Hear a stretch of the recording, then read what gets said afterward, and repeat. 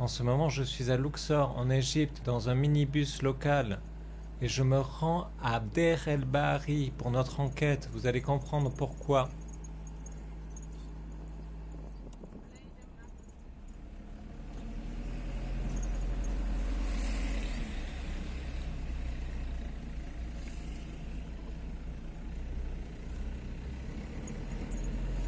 Au passage, nous croisons les colosses de même nom, et nous ne pouvons pas passer à côté sans en dire un mot.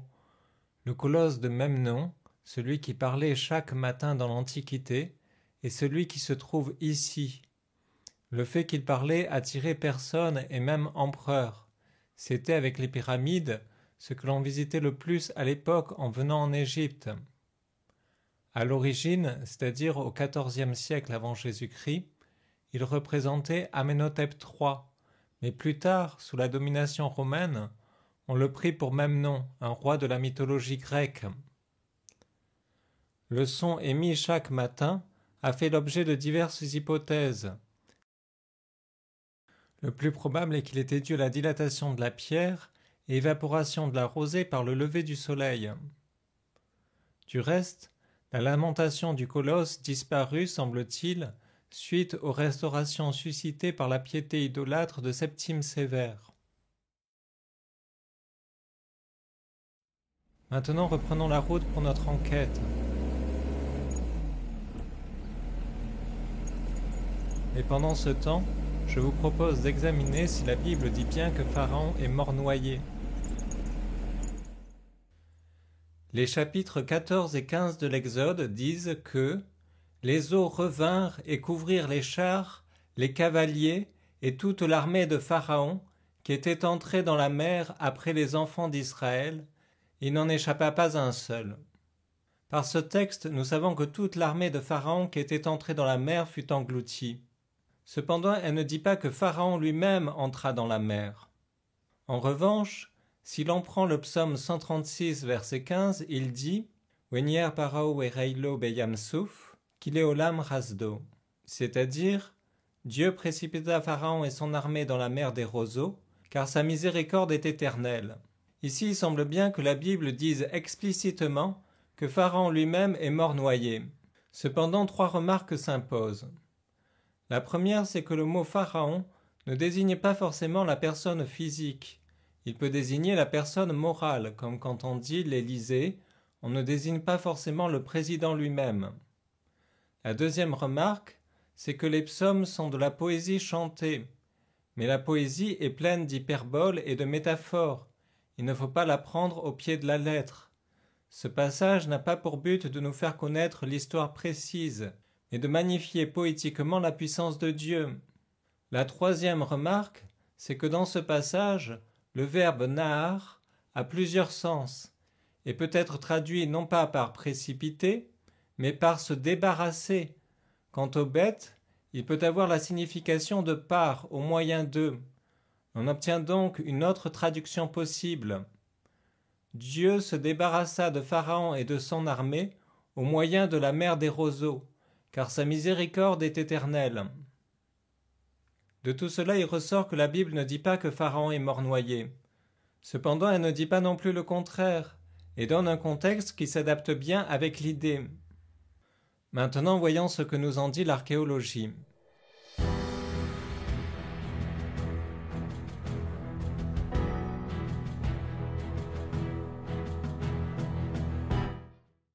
À ma connaissance, la seule enquête spécifiquement sur ce sujet qui a été faite jusqu'ici est celle du médecin Maurice Bucaille. Pour lui, le pharaon de l'Exode est Méramta, car selon son rapport, il est mort d'asphyxie ou noyade, après un coup mortel à la base du crâne. Et la présence de cristaux de sel favorise la thèse comme quoi il est le pharaon de l'Exode. La difficulté ici est que la plupart des égyptologues ne sont pas d'accord avec les conclusions de Maurice Bucaille. Ils font remarquer que la momification emploie du natron, un sel naturel. Quant au coup à la base du crâne, il semble plutôt avoir été produit post-mortem par un instrument ressemblant à celle des embaumeurs. Donc reprenons l'enquête. En réalité, la question de savoir si Pharaon est mort noyé est intimement liée à l'autopsie de la momie. Et cela suscite une question. Quel est le pharaon de l'Exode ? Pour les raisons que j'ai données dans ma vidéo sur les 10 traces archéologiques, la Bible ne le dit pas explicitement. Cependant, elle donne un renseignement quasi équivalent. Les esclaves hébreux construisirent les villes de Pithom et Ramsès. La ville de Ramsès, plus connue sous le nom de Pi-Ramsès, a été construite par Séti Ier et son fils Ramsès II. Mais l'Exode met justement en scène deux pharaons, dont le premier meurt durant le séjour de Moïse en Madian, et le deuxième est confronté au retour de Moïse et aux 10 plaies d'Égypte. C'est donc Séti Ier qui serait mort, et son fils Ramsès II qui aurait été confronté à la fuite des Hébreux. Maurice Bucaille et quelques égyptologues veulent que ce soit Mérenptah le pharaon de l'Exode. Cela peut coller aussi avec ce que nous dit l'Exode, que les esclaves hébreux furent forcés de construire Pi-Ramsès sous le premier pharaon, qui aurait donc été pour Bucaille Ramsès II, et le second Mérenptah. Cependant, la Bible donne plutôt l'impression que sous ce pharaon confronté à la fuite du peuple, les Hébreux étaient toujours en train de bâtir Pi-Ramsès, alors que sous Mérenptah, les travaux étaient finis ou du moins touchés à leur fin. Et puis Mérenptah a aussi par ailleurs moins le profil que Ramsès II. Peut-être nous y reviendrons dans une prochaine vidéo. Quoi qu'il en soit, ayant dit ce qu'il en était pour la momie de Mérenptah, notre attention va maintenant se focaliser sur le plus probable pharaon de l'Exode, Ramsès II. Mais là encore, il nous faut suivre pas à pas sa momie, car son authenticité a fait l'objet de contestations. En effet, lorsque la tombe de Ramsès II, après des années de déblayage jusqu'en 1845, a été ouverte pour la première fois par Richard Lepsius, le corps de Ramsès II avait disparu.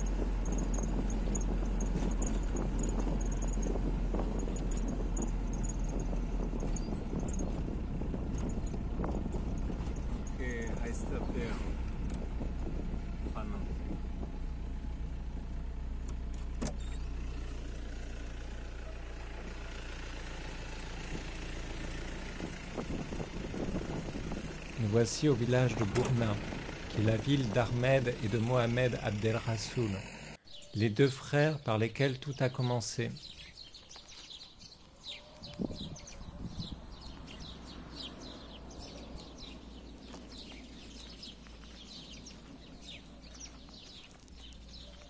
Vous ne verrez malheureusement pas leur maison, car m'a-t-on raconté au village, elle a été effacée par une pluie centenaire.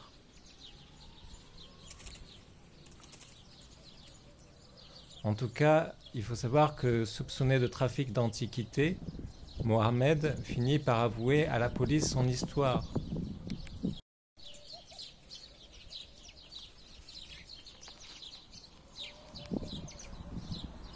Un jour qu'avec son frère il faisait paître les chèvres dans la région que vous voyez ici, à quelques mètres seulement de sa maison, une chèvre s'égara. En se mettant à sa recherche, son frère Ahmed découvrit non loin de là ce qui restait sous le nom de cachette de Der el-Bahari. Alors là, vous avez le temple de la reine Hatshepsut. Et ici, dans la colline, vous avez la fameuse cachette. Et là, vous avez la vallée des rois, où se trouve la tombe de Ramsès II. Donc, que s'est-il passé? Eh bien, la tombe de Ramsès II avait été menacée de pillage. Les prêtres transportèrent donc la dépouille du pharaon, d'abord dans la tombe toute proche de son père, Séti Ier, peut-être la plus belle tombe d'Égypte et même du monde,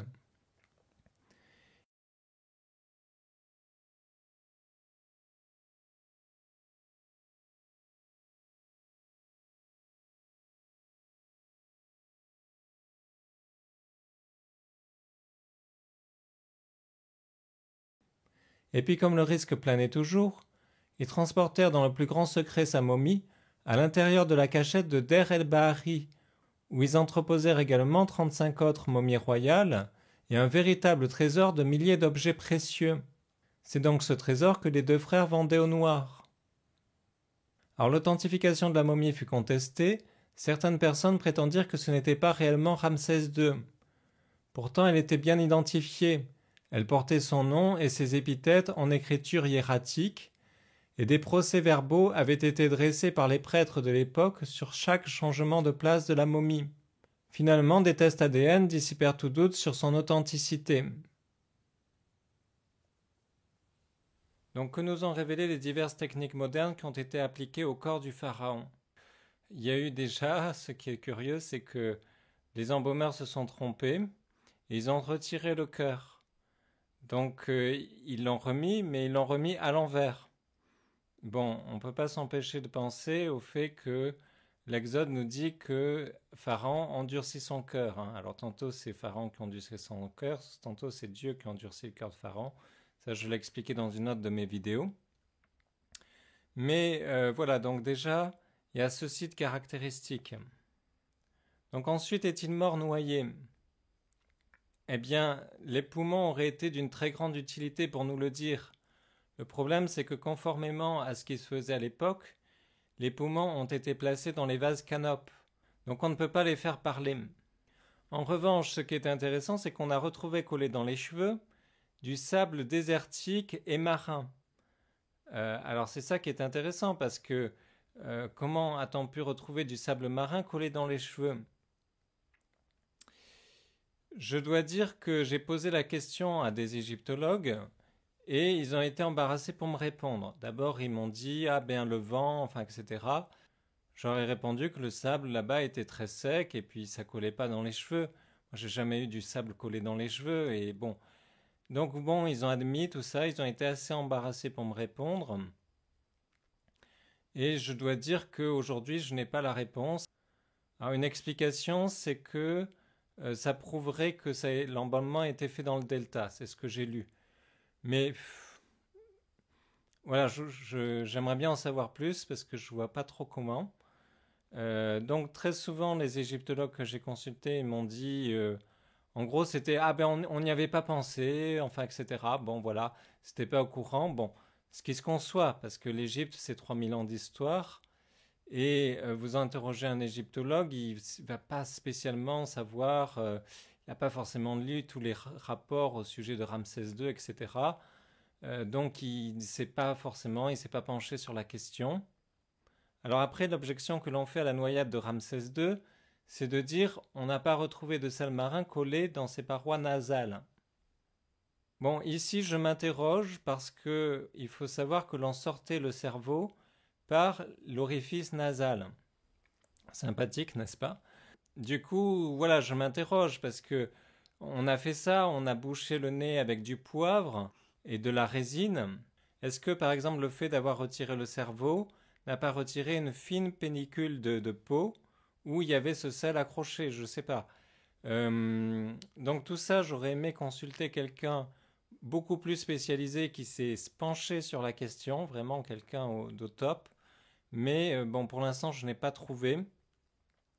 Peut-être que ça viendra, j'ai des idées, donc je ne perds pas espoir. Une autre objection que l'on fait au fait que Ramsès II serait mort noyé, c'est que ça suppose que Ramsès II ait couru après les esclaves. Or, il a été à un âge fort avancé, alors bon, selon les égyptologues, l'âge diffère un peu, mais en gros, c'était 90 ans, 92 ans. Pour l'époque, c'est extrêmement avancé. Et bien oui, au début, je trouvais cet argument très convaincant, d'autant qu'il souffrait de diverses maladies. Par exemple, il souffrait d'un obsédentaire très avancé. Bon, je dois dire que j'y ai quand même réfléchi, et quand on voit le caractère qu'était celui de Ramsès II, c'est pas improbable qu'il les ait poursuivis parce que j'ai connu diverses personnes de ce caractère-là. Ce sont des personnes qui se battent vraiment jusqu'au bout, qui ils ne démordent pas et ils préféreront mourir en voyage que de ne pas aller à leur poursuite. Voilà, ça je connais plusieurs personnes dans mon entourage Ils se plaignent sans arrêt de tout un tas de maux. Et bon, réellement, ils sont atteints de tout un tas de maux, ils sont âgés, etc. Mais, eh bien, ils vont jusqu'au bout et ils veulent tout faire par eux-mêmes, ils ne veulent pas déléguer, enfin, etc. Donc, bon, voilà. Donc, du coup, eh bien, c'est pas improbable. C'est pas. Et alors, ensuite, il faut savoir une chose, c'est que dans l'Antiquité, c'était vraiment mal vu un roi qui n'aille pas sur le champ de bataille. Hein. C'était vraiment extrêmement mal vu. Donc, est-ce qu'il y serait pas allé au moins pour dire voilà, j'étais là. C'est aussi une possibilité. Donc, il y a d'autres arguments en ce sens. Ensuite, il faut savoir qu'il y en a beaucoup, ils disent ah oui, mais Ramsès II, on connaît très bien sa mort, etc. Il est mort de l'absédentaire, donc d'une septicémie, etc. Bon, on vous donne tout un tas de causes de sa mort, mais je dois dire que je crois plutôt les égyptologues qui disent on ne sait pas. Il y en a qui disent c'est de vieillesse. Bon, enfin voilà, donc il y a diverses hypothèses.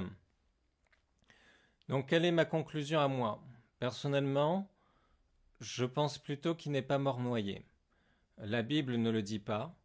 À mon avis, elle le dirait plus clairement peut-être s'il avait été réellement noyé. L'Exode le dirait beaucoup plus clairement. Ensuite, de ce que l'on connaît historiquement et archéologiquement, il semble plutôt que non.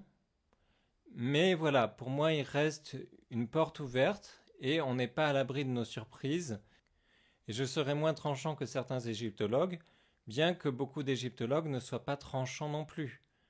Beaucoup d'égyptologues disent c'est moins probable, c'est peu probable, ou des choses comme ça. Donc finalement, je pense que l'on peut être d'accord ici avec ce qui se dit et conclure que probablement Ramsès II est mort de sa belle mort ou d'une septicémie ou que sais-je, mais pas mort noyé. Mais une mort par noyade n'est pas exclue. Voilà, je vous remercie d'avoir écouté cette vidéo jusqu'à la fin. N'oubliez pas le pouce bleu et je vous dis à très bientôt pour une autre vidéo.